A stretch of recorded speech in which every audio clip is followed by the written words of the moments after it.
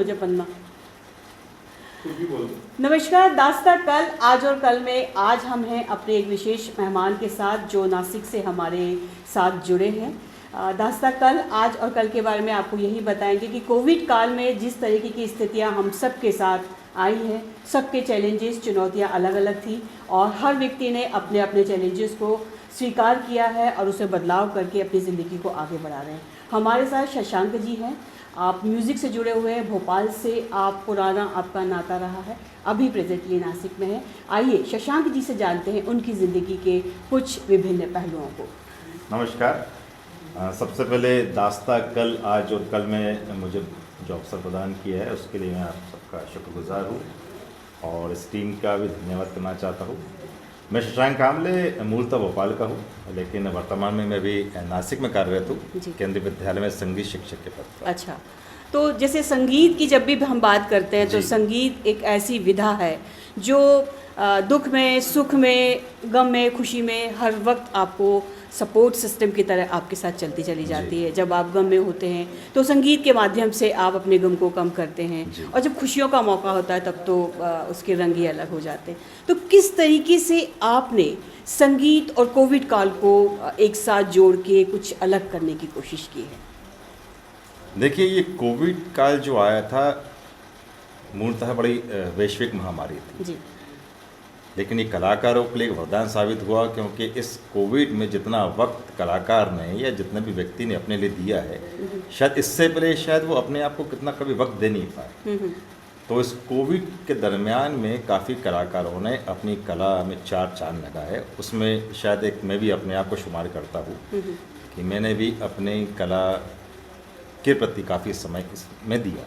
अच्छा, तो आपको लगता है कि कोविड वैश्विक महामारी है, सबको इसने तूफानों में घेर के रख दिया है, लेकिन एक कलाकार के रूप में आपको वो समय मिला जो पहले नहीं मिला करता था। जब काम के साथ हम होते हैं तो हमको वो समय नहीं मिल पाता था जिसमें हम रियाज़ कर सकें, नए प्रयोग कर सकें, नई चीज़ें सीख सकें। तो कोविड इस तरीके से सोचा जाए, यदि हम सकारात्मकता की बात करते हैं तो हमको वो एक पहलू मिला जिसमें हम लोग ध्यान दे पाए अपनी कला। जी हाँ, कहीं ना कहीं कुछ स्वार्थ जुड़ा रहता है हर इंसान का, और कलाकारों का भी स्वार्थ था इसमें। एक बात और कहना चाहूँगा कि इस कोविड में कुछ कलाकार जिनकी रोज़मर्रा की ज़िंदगी कार्यक्रम करके ही होती थी, उनके लिए बहुत घातक सिद्ध हुआ। कुछ कलाकार ऐसे थे जो रोज़ कार्यक्रम करके अपना परिवार चलाते थे, अपनी ज़िंदगी चलाते थे, उनके लिए ये अभिशाप साबित हुआ है। लेकिन उन कलाकारों के लिए ये वरदान साबित हुआ है कोविड, जिनका एक सोर्स ऑफ इनकम थी, जैसे मैं हूँ, मेरी एक सरकारी नौकरी है, काफ़ी लोग थे, उनके लिए ये कोविड जो था एक वरदान जैसा साबित हुआ है, जिन्होंने इस वक्त में अपने आप को, अपनी कला को वक्त देकर और निखारा है उसको। जी, बिल्कुल सही बात है। चलिए ठीक है, हम कहते हैं कि एक कठिन समय हमारे साथ अभी चल ही रहा है, अभी हम नहीं कह सकते हैं कि ख़त्म हो गया है। फिर भी हम सब अपनी ज़िंदगियों को जी रहे हैं, जीवन को जीने की राह थमी नहीं है, वो किसी न किसी रूप में हर इंसान कदम बढ़ाते चल रहा है। आप अपने जीवन से और क्या खुशियाँ चाहते हैं? ये बड़ा आपने अहम और सोचने वाला एक प्रश्न कर लिया। मुझे लगता है अंजना जी कि जो देने में खुशी है वो लेने में नहीं है, है ना। मैं चाहता हूँ कि जो ईश्वर ने मुझे कला दी है, आपको भी दी होगी। जैसे कहा जाता है कि एक बगीचे में जितने पौधे होते हैं, सबकी एक अपनी खूबियाँ होती है, ऐसे इस धरती पे जितने भी इंसान रूपी हम प्राणी हैं, सबकी अपनी खूबियाँ होती हैं। तो मुझे लगता है कि जो ईश्वर ने मुझे अपनी कला दी है, मैं उसी पे कार्य करूँ तो मैं ज़्यादा खुशी महसूस करता हूँ। और करूँगा भी। और मुझे लगता है कि देने में हम विश्वास करें। ऐसा माना जाता है कि जैसे देवता जो होते हैं, आपने देखा होगा कि अरे देवता ऐसे होंगे या ऐसे होंगे, वो देते हैं। हम ये नहीं कहते हैं कि हम देवता बन जाए, लेकिन देवताओं के कुछ अंश, कुछ गुण हम अपना सकते हैं, जो हम आसानी से अपना सकते हैं, वो हम अपनाएं। तो मैं ऐसा मानता हूँ। तीसरी बात, मुझे लगता है खुशी के कोई मापदंड नहीं होते।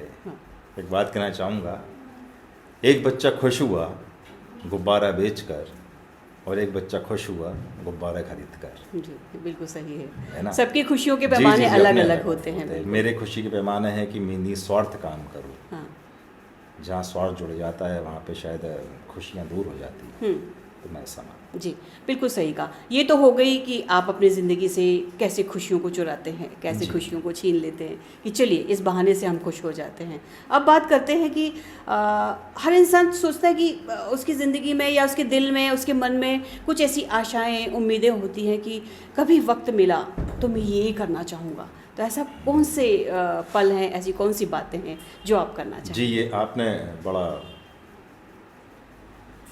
मेरी दिली एक तमन्ना थी कि ये प्रश्न मुझे कभी कोई पूछे और मैं उसका जवाब दूँ। एक तो मुझे लगता है कि जो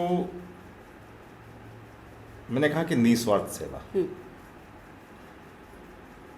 जो इंसान ना पुरुष श्रेणी में है ना महिला श्रेणी में आता है, थर्ड जेंडर की यदि बात करूँ तो मुझे लगता है कि मैं उनके लिए कुछ काम करूँ। अच्छा। उनको एकत्रित करूँ, उनसे मिलूँ, उनकी भावनाएं, उनके विचार साझा करूँ और मैं उस पर कुछ काम करूँ। क्योंकि मैंने ऐसे लोगों को देखा है मैडम कि काफ़ी कला रहती है उनके अंदर, काफ़ी कला हमारा रहती है।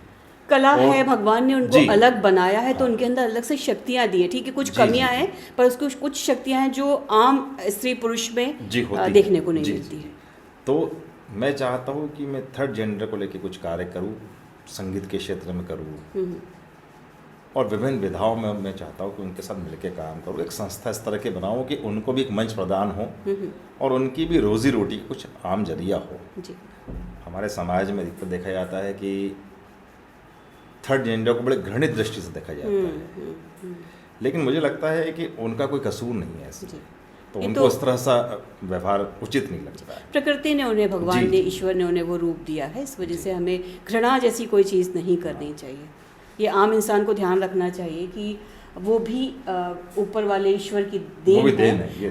उनको ईश्वर ने ऐसा बनाया, उसमें उनका कोई दोष नहीं है, तो उनको भी वो समान अवसर, शिक्षा के अवसर, रोजगार के अवसर प्राप्त होना चाहिए ताकि उनकी ज़िंदगी उनकी रोजी सुचारू चल सके। बिल्कुल। और शशांक जी, जैसे आप म्यूज़िक से जुड़े हुए हैं, अभी हम देख रहे हैं कि सारे स्कूल्स और बंद हैं, लगातार रेगुलर जो क्लासेस हुआ करती थी वो नहीं हुआ करती, तो अभी आप अपने समय को किस तरीके से पूरा करते हैं, या आपके जो टारगेट्स होंगे स्कूल्स को लेके, बच्चों को लेके, म्यूज़िक को लेके, वो किस तरीके से पूरे हो रहे होंगे? अभी तो अंजना जी कोविड के चलते ये जो अनुभव मैं कर रहा हूँ, बच्चों के बीच में रहते हुए 23 साल हो गए। अच्छा। और मैं ये देखता हूँ कि ईश्वर ने जो हमको चीज़ें प्रदान करी, यदि वो हम नहीं कर सकते तो कहीं ना कहीं हम डिस्ट्रक्टिव माइंड में चले जाते हैं। और बच्चे ऑनलाइन में मैथ्स, साइंस, हिंदी, इंग्लिश से ज़्यादा पसंद करते हैं म्यूज़िक को पढ़ना। जी।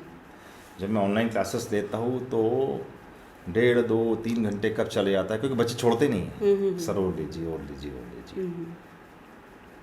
तो ये माना जाता है कि संगीत जो है कहीं ना कहीं इंसान को डिस्ट्रक्टिव माइंड से बचाता है और प्रॉपर तरीके से लेके जाता है। जी। बाकी एक इच्छा मेरी और है कि मैं, मतलब ऐसा कहना तो नहीं चाहिए कि ये अनाथ आश्रम का जो शब्द दिया है हम इंसान रूपी लोगों ने दिया है। जी। ऐसा बोला जाता है कि जिसका कोई नहीं होता उसका ईश्वर होता है, सबसे बड़ा वही होता है। तो मैं चाहता हूँ कि ऐसे बच्चों के लिए कुछ कार्य किया जाए, क्योंकि उनके अंदर भी बहुत कला है, बहुत टैलेंट है। उनको ये मंच प्रदान किया जाए, उनकी कला को हम बढ़ाया जाए, किसी तरह कुछ ना कुछ कार्य किया जाए। ये मुझे नहीं मालूम है कि मैं कैसे करूँगा, लेकिन जहन में, एक मस्तिष्क में, एक दिमाग में ये बहुत बड़ी एक मतलब चाहत है। देखिए, चाहत होती है जब आप इंसान सोचता है, जब उसको ख्यालों में रखता है, जब तो दिन भर मनन करता है कि मुझे ये कार्य करना है, तो निश्चित तौर पे ईश्वर उसके लिए कोई ना कोई रास्ता सुझाता है, ऐसा हम लोग मानते हैं। तो शशांक जी, आपसे बात करके हमें बहुत अच्छा लगा और हम चाहते हैं कि आप जो इच्छाएं रखते हैं, आपके जो खुशी के पैमाने हैं, वो ज़रूर पूरे होंगे। और हम अपने दर्शकों की तरफ से, अपनी तरफ से आपका धन्यवाद करते हैं। बस आप सबकी शुभकामनाएं। एक बार फिर से धन्यवाद आप सब।